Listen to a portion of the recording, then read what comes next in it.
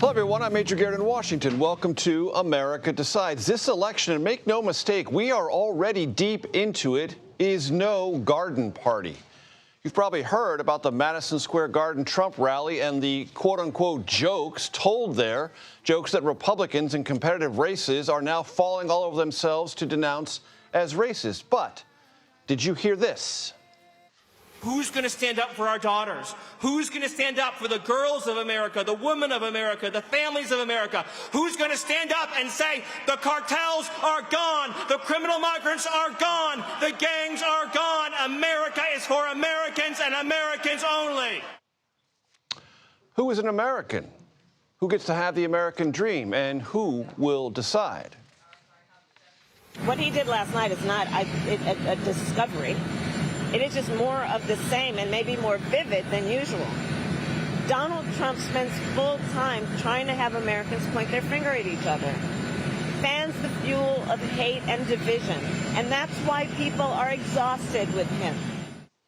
Voters are making up their minds right now. 45 million ballots have already been cast. That is roughly 28% of the entire 2020 election turnout. And as this has been going on, as you may have heard, fires have been set inside ballot drop boxes. That has happened in Arizona, Oregon, and Washington. The Department of Homeland Security today issued a warning about extremists online openly discussing attacking election workers or sabotaging ballot boxes. This election, as I just said, no garden party. The campaigns continue to move rapidly through the battleground states, and that is where we begin. I want to go to Nicole Killian, who's with former President Trump in Georgia, and Ed O'Keefe, who is traveling with Vice President Harris in Michigan. Nicole, let me start with you. The last night's rally in Madison Square Garden is coming under some form of criticism from both parties. What's been the campaign response?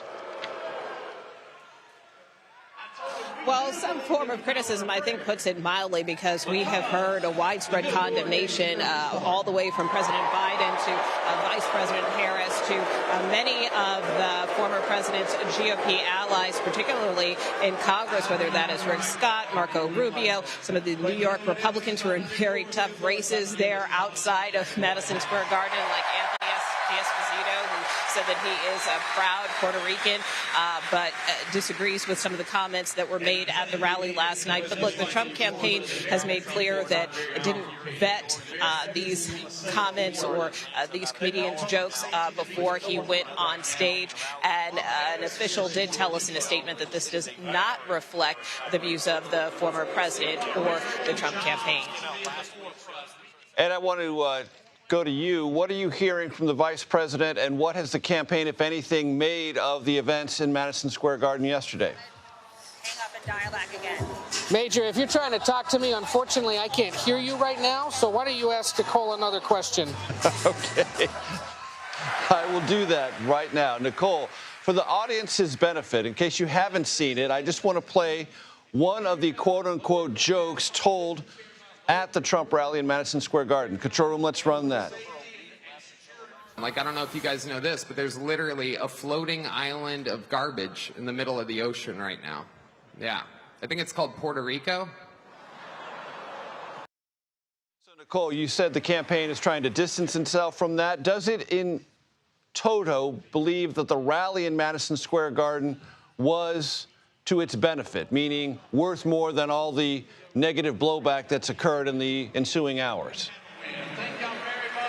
Well, for those here in the crowd here in Georgia, which is quite far from Madison Square Garden, they view last night's rally as a hit. We just heard from Marjorie Taylor Greene, the congresswoman from Georgia, who tried to spin the events of last night, saying that, while liberals and Democrats may be offended, she is offended, and the crowd here should be offended by Democrats' policies over the last decade plus, that they should be offended that Democrats have referred to former President Trump as a fascist or at times as Hitler.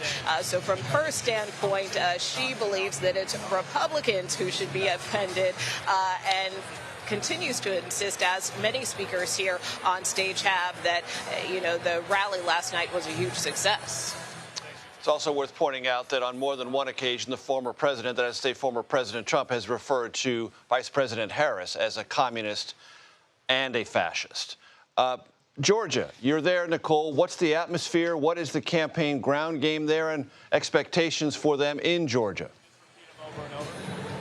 Well, you know, I think what's interesting, Major, is we're here at the campus of Georgia Tech. And so, you know, this is a college campus. I was just with the former president over the weekend when he was at Penn State. And he has visited a few other campuses as well, trying to really appeal to young voters, in particular young men. We heard from the president over the weekend in a very long, probably one of his longest interviews yet, with podcaster Joe Rogan, which racked up millions of views. But it really is a strategy on the part of the Trump campaign to try to micro-target some of these demographics, whether it's young voters, whether it's young men. And the Harris campaign, for its part, has done a similar outreach and strategy to similar demographics and other demographics as well. So this is kind of part of the new normal of both campaigns, you know, really kind of going after those smaller niche audiences, because, as you know, any demographic could potentially shift the election. And in terms of the significance of Georgia, as you very well know, Major, I mean, this is a critical battleground state. Obviously, a lot of people remember what happened here in Georgia in 2020, where the former president asked then Secretary of State Brad Raffensperger to find him the votes, which really caused set off a firestorm, if you will, in the sense that the former president ultimately was indicted for alleged election interference, along with a number of co-defendants. So for the Trump campaign, they certainly would like to get this state back in their column.